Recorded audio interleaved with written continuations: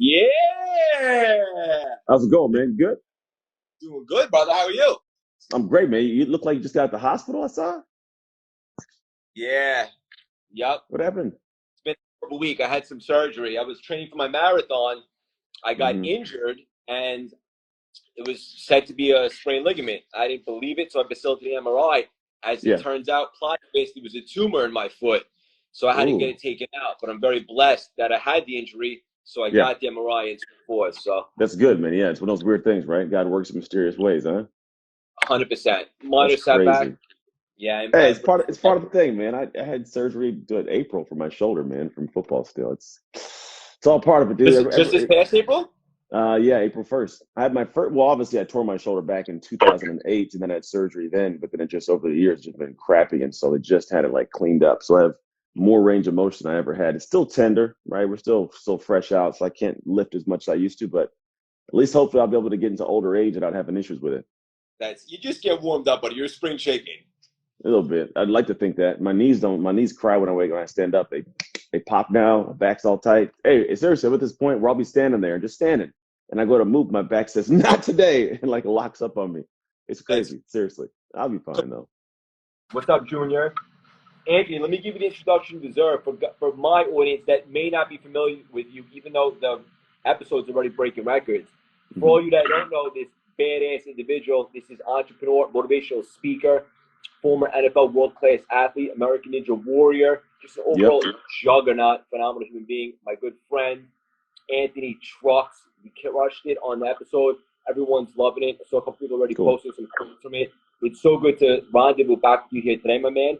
We're going Yeah, to get started. The audience is very engaging and loyal, too, so I have a bunch of questions for you. You ready to I get could tell. nuts? Yeah, I could tell somebody just was already like, "Hey, fresh haircut." I was like, "Yeah, I literally just left the barbershop. I, I was I going to got, say I the got same a, thing.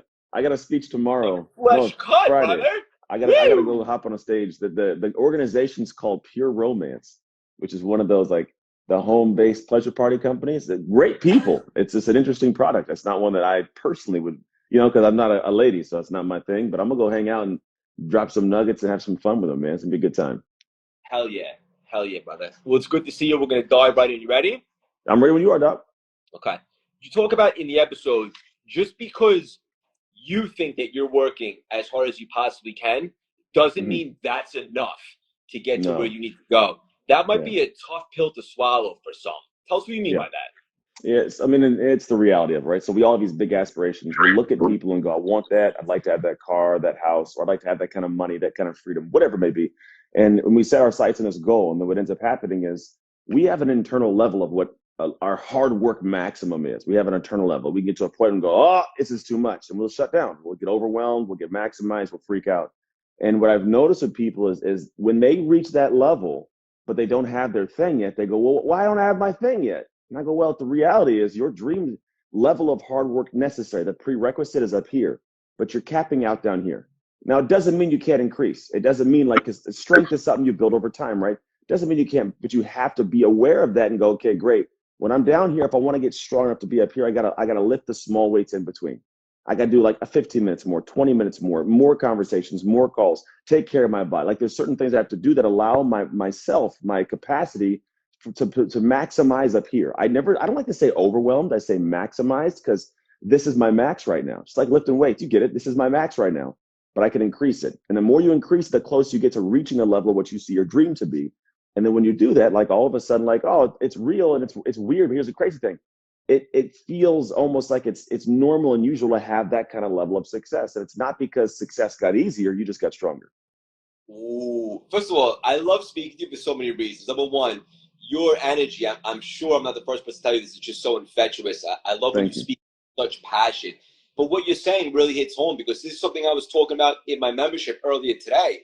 Hmm. And let's all be honest with each other. Like, there's always a little bit more that we can do to get Yeah. close to the desired result, right? Always. Acknowledge that everyone thinks that they're working so hard, but then you look at like the course of their day, like, did you really put it all out there? Did you really look yourself in the mirror and say, I left it all out on the field? Usually it's not the Yeah. case. No, and it's tough too because there's people like I think about this simple fact. I used to own a gym, right? People go like, "Ant, I'm working out real hard, and I'm not losing the weight. I'm going as hard as I can." I go, okay, great, let's go work out together. And I'll go work out, and I'll do the warm up. I'll do my warm up. They're gassed. right? Midway through the workout, they're done. And I go, what are you doing? Well, I just can't go anymore. I'm like, well, that's the reason you haven't quite reached that level, is because what your workout's my warm up. Now, it doesn't mean I'm better than you. It just means we have to increase your capacity. But it's a sucky pill to swallow. Be like, man, my hardest, my best isn't good enough. Yes, and that's okay. It doesn't mean it'll never be good enough. It just means right now, in this moment in time, the reality to set in is like it's not. And that should give you not the sense of like, oh, that sucks, I'll never get there. It should give you a thought of like, oh, okay, now I know that when I get to this level, everything I do beyond that, I'm now getting better. It's actually a gift. It's a gifted moment that people think is a problem, but it's actually a gift. Because the reality is like I could be doing a workout and I don't know for sure I'm getting better until I can't move and I go more. Like that's when I know. And so it's a gifted moment you have to get to actually get to that point. Most people, they take it as like a negative attack, and it's like, nah, it's not an attack. It's just a reality. You've gifted yourself with a reality that you can actually work towards. Yeah. And I need to surround myself with more people with your mindset, because like I always put out, I do a pretty good job in leaving it all out there and working my ass off. Most people tell me to slow down. But like mentality, it's like if you're around someone and you see them pushing, when you think you're at resistance and you find out you can actually go a little more, you're not going to die, so to speak. You're right. That's not an attack. That's a positive, because it shows you with a little bit more energy, a little bit more drive, you can get a little bit closer to that result. That should be taken as a positive. Yeah, man. It's. I don't think we're always faced with the realities we are sometimes, and when we do, we actually push more. Like there's a great example right now in the Olympics. You have Dalilah Muhammad and you have Sydney McLaughlin, and so they're both 400-meter hurdle runners, right? And Sydney in the trials set the world record. She's the first woman to go under 52. Now Dalilah Muhammad's been doing it for years, and she lost, but she actually had the previous record. And then they both go to the Olympic trials, and then the finals. This I think it was yesterday. Both ran it. And the Olympic time previously, but that she had just set, the world record was like 51.9. No woman had ever got under 52. Well, Dalilah Muhammad runs, as opposed to a 51.9, runs a 51.5, right? Now Sydney McLaughlin runs a 51.47 or something and beats her. So it's like, it wasn't possible before, and all of a sudden, two ladies, bang, bang, they both knock it out, right? Once you realize that there's more to build into, that's when things start getting traction. Yeah, and that's when things really get exciting. Yeah. I asked you, yeah, hell yeah. I asked you what your definition of success is, and I love to ask different, very successful people, because usually you get much different answers. But your answer, I actually never heard before ever. You said it's control, essentially like freedom, right? Like to be able to do what you want when you want, so to speak. And that really hit home to me. I thought that was super deep. Elaborate on that a little bit. Yeah, it's not. It's interesting. I think control is different from freedom. We have freedom to choose, but we may not have control of much, right? So I have freedom to leave a relationship, but I may not have the control of self to do so, right? We have freedom to leave a job, but I may not have the control to do so without being able to take care of my family. So freedom is an interesting thing where like it is its own, we get freedom, but control is, I think, a better, for me, frame of how I think, where I'm like, I want control to be able to say, like, I have the control to say, I don't want to do any work today. Hey, everybody, I'm taking the day off. I'm cancel. That's control. It's not freedom, it's control, right? Or I want to control my emotions when things go crazy and there's a lot going on, because I think that we sometimes get to moments where we can't control ourselves and we do things, and in hindsight, it's like, I wish I wouldn't have done that. But if you can control your emotions, you can actually make better moments in the next moments of your life. So I look, even like if it's in a control, like my daily environment. Now, we don't always have control in all situations. I don't have control of my state's mandates of whether or not I got to wear a mask, or, like this is not that control, but I can still control myself. And if I'm in a space where, like, what's called entrepreneurially, I can control my day. I can control my income. I have more control. And so I like the idea for me of like, do I have control of myself more than do I have freedom as like my version of success? Because here's the unique thing. When you start setting a level of what control is, you can detach yourself from the world's view of what success is and be okay and comfortable and happy in your version of success.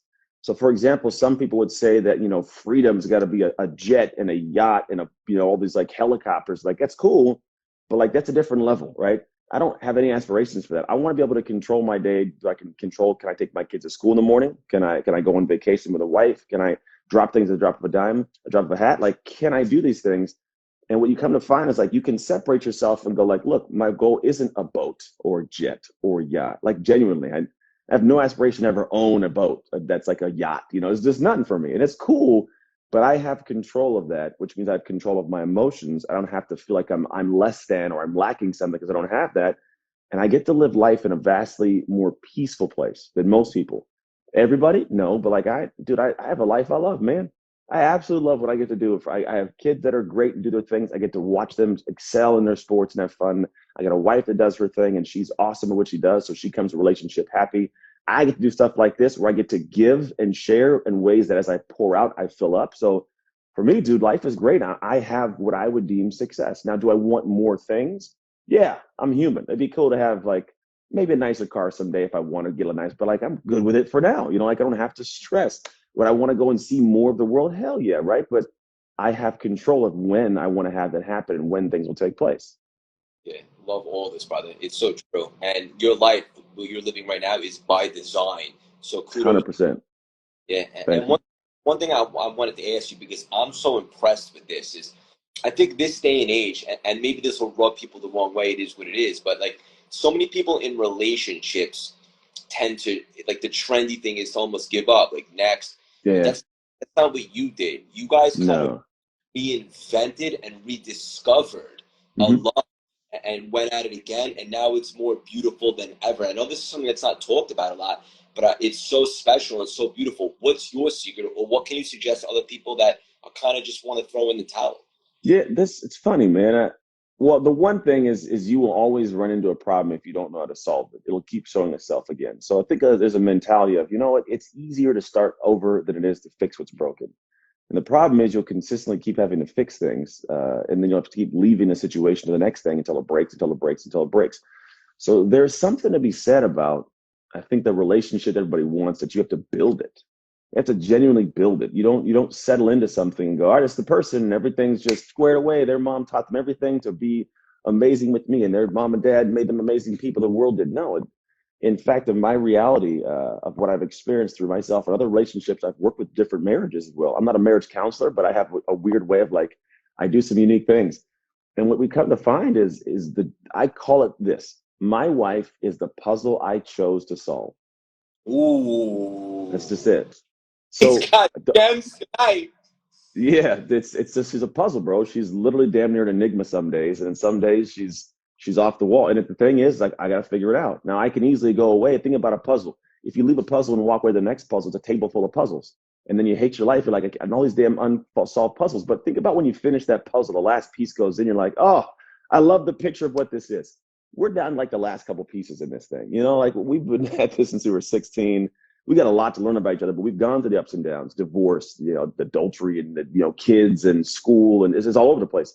But we've got to this point where, man, it's the pieces kind of figure themselves out. I understand how she works. I understand how I work. And here's one of the best things that we learned to do. There were times where I wanted like this picture perfect. She has to know everything about my business. You got it. I want to tell you, why don't you just care about all the stuff I do, right?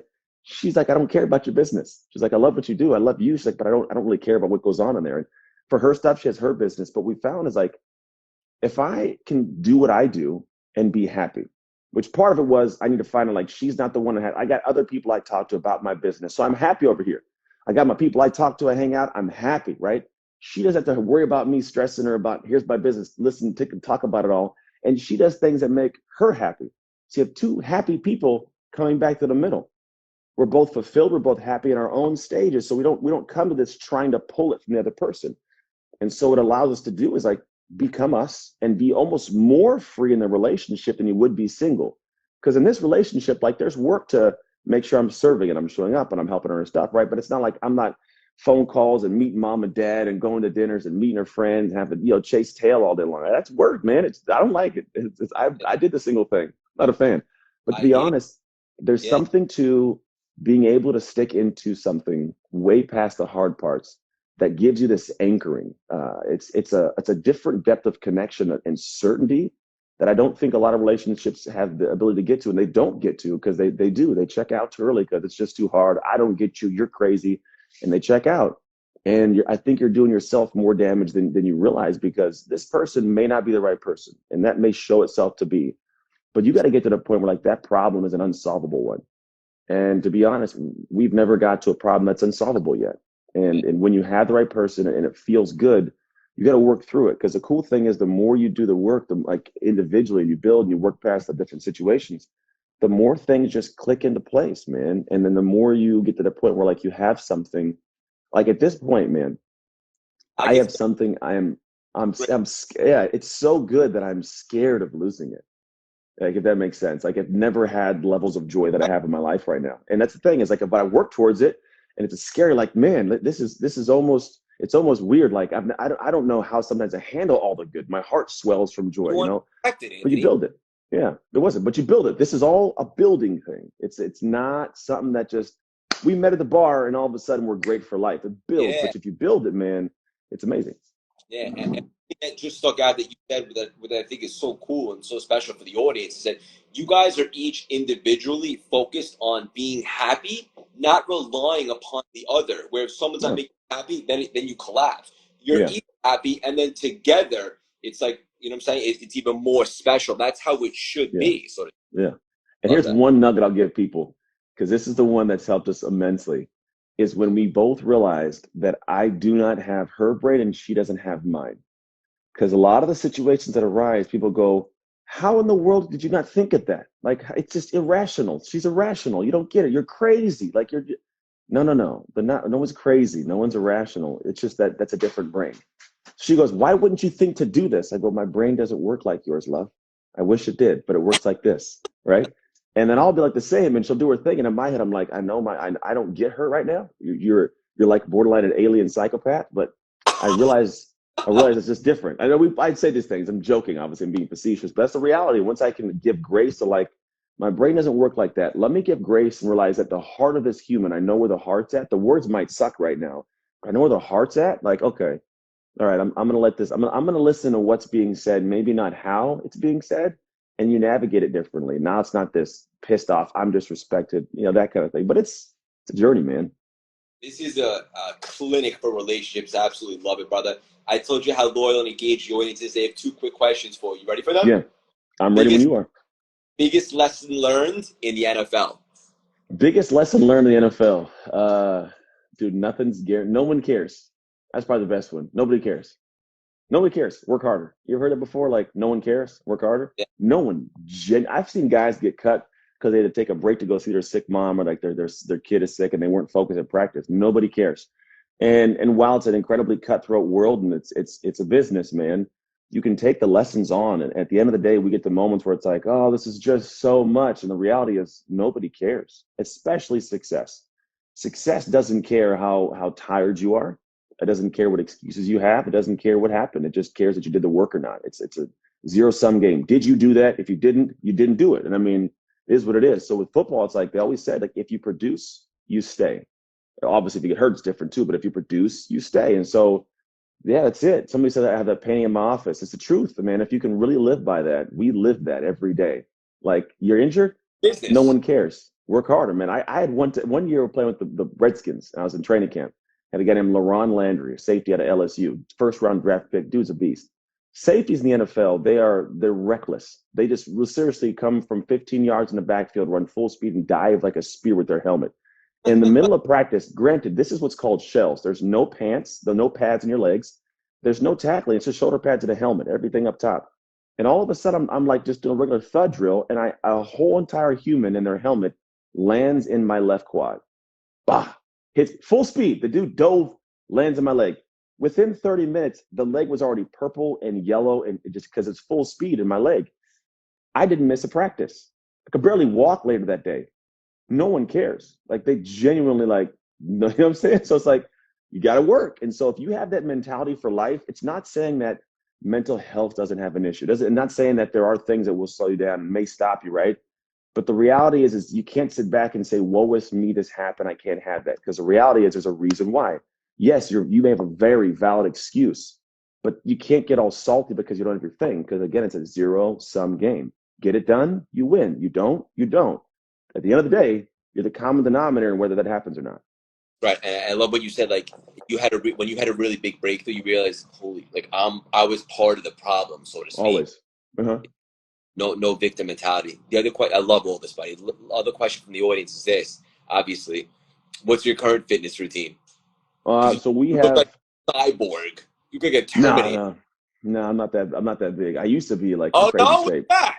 You Well, were I got a bad shoulder, bro. I can't even like do the things I used to as much. I'm getting into it. So I found out that so I have a degree in kinesiology. I owned a gym for a decade and sold it, consulted for multi-billion-dollar companies in fitness, but I don't do well writing my own programs. I will almost never push myself to the sheer level that I probably should. So I hired somebody else to make me workout programs. He actually, it's a guy named Bryce Smith, and I want to say did the CrossFit Games like 4 times. Dude's an animal. And so he writes a workout. So now my routine is exercise wise, it's whatever the hell he draws up on paper. So he likes to do a lot of, it's not like a bunch of power cleans and kipping pull ups because my shoulder won't do it, but it's a lot of steady state, like, I don't want to call it hit, but it's like steady state blocks of pretty much circuit work. So like yesterday, my workout was, I had to do a 200-meter run, 400-meter run. I did like some pigeon stretches, some squats, some hip bridges, and then like some Cossack squats. And then I did 2 sets of those. But then the main was 10 sets of 200-meter run, 5 reps of a back squat, and increase the weight. So 200-meter run, 5 sets of back squat, 200-meter run, 5 sets of back squat. So you just rock through 10 reps of it, you just go. And so it's like steady state. I'm not sprinting, but it's steady state. The idea for me is I get to kind of like disappear. I don't got to think about the workout. It's written for me. It's like my meditative realm. Like it actually recovers more of my mind than my body, I think, to be quite honest, because my brain gets this headphones in and I'm away from the world of all the podcasts and the coaching and the crazy and the kids. It's just I'm in for a bit and I pop out. I'm like, let's go back to work. I love it, brother. You're on absolute fire. I legitimately, sincerely, I appreciate our friendship so much that we built. I'm excited for everything that you got going on. For the audience, go check out Anthony's brand. Make shift happen. Got a ton of things going on. We're gonna leave the audience with one final gem. Tell Yeah. them the importance and significance of being adaptable. Adaptable, that's my thing, man. I know it I is. think, yeah. People ask, like, what is the one thing that's unique to me that I think I do better than most people is I'm adaptable. For example, go back to the relationship. My wife does not like doing things outside of her comfort zone or that involve talking to people and that kind of stuff. There's a lot of things I don't like. I don't like having to go and deal with her stuff at work and I got to help her like do things. I don't like dealing with a lot of things. I'm like, I don't want to do that. However, I've always been able to adapt my mind to find the joy in situations. So if I got to go do something I don't want to do, I'm like, well, at least I get to sit in the car and listen to an audiobook or some music that I want to listen to, or at least to go hang out with my wife for a half hour while I do this weird thing. The reality is, man, if you can find ways to adapt, well, 2 things. If you can find ways to understand when you should adapt, because you shouldn't adapt to everything. You shouldn't adapt to the relationship where you're getting treated poorly, right? That obviously would make sense. Be presently aware of like when I should and shouldn't adapt. And then 2, learn to adapt. And what happens is you will always and forever learn new skills you can apply. Because adaptation means I'm adapting to develop something new to handle the situation. And if you don't have a mentality for that, well, you'll lose out an ability to learn how to speak to somebody, how to gather information that you can use later on. Like I listen and pay attention to everything. I'm always adapting the world around me so I can actually come through to stuff like this and speak with a plethora of information that comes from places that probably it shouldn't. But because I'm adapting to my environment, my situations, to the environments my kids go to, I got to sit with the parents I don't know. Like these little things, they become skill sets. So life becomes this game that I am the first player of, and I'm like level 72, because I've been in the game longer than you have, looking at how I can adapt to it. I love it, brother. Wisdom, so many jumps, so many nuggets. You're on fire. The audience is loving the episode. If you haven't listened to it yet, what are you waiting for? Go see what Anthony has got going on. Appreciate you, brother. Love you. I'm excited to Love you, build up. man. I'm excited to continue to watch you fly. Ditto, bro. Ditto. If you need me for anything, let me know. If you want another awesome video in our Black Excellence series, check out the video right there next to me. I think you'll enjoy it. Continue to believe, and I'll see you there.